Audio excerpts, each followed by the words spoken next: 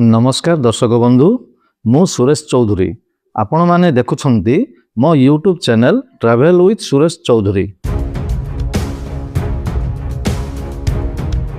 आज आमे देखिबा माँ निज बांकेश्वरी मंदिर जहाँ गंजाम जिला दिगपहंडी एनएसी गोकर्णपुर ग्राम निकटरे अवस्थित।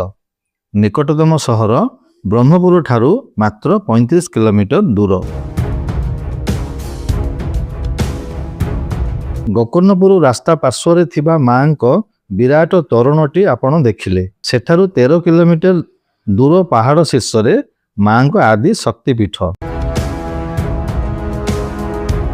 एठारे कही रखे माँ को मंदिर दुईटी अछि, ऊपर बा निज बांकेश्वरी एवं तल बांकेश्वरी जहाँ डुम्बुड़ा ग्राम रे अवस्थित।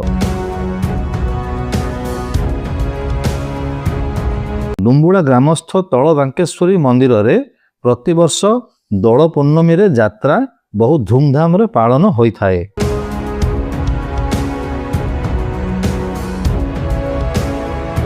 ऊपर बा निज बांकेश्वरी मंदिर को जीवाकू हेले प्राय 5 किलोमीटर घाटी रास्ता पड़े। एही घाटी रास्ता सतर्कतार सह पार करिवाकू पड़े।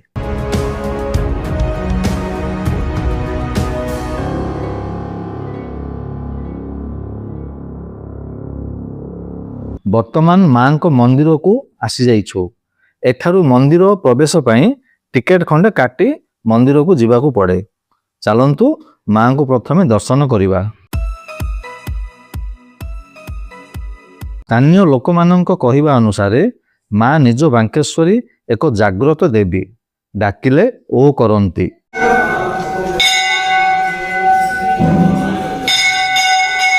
माँ को हृदयर सह डाकिले माँ भक्तंकर मनोकामना पूर्ण करंती बोली विश्वास अछि।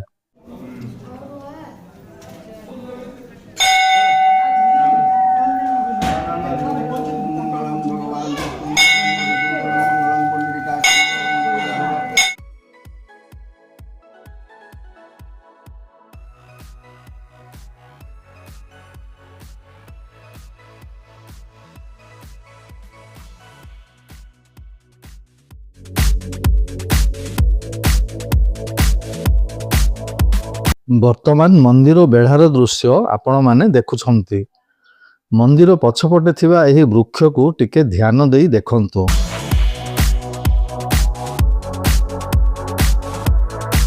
विशेष करी मंगलवार और शनिवार दिन भक्त मानक बहुत भीड़ हुए।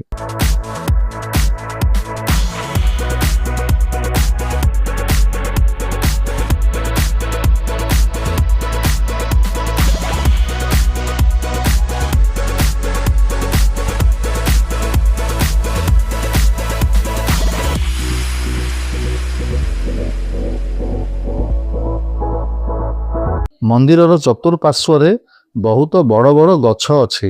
एठारे भोजी भातर आसर पाई मध्य अनेक पिंडी तैयारी करा जाइछि।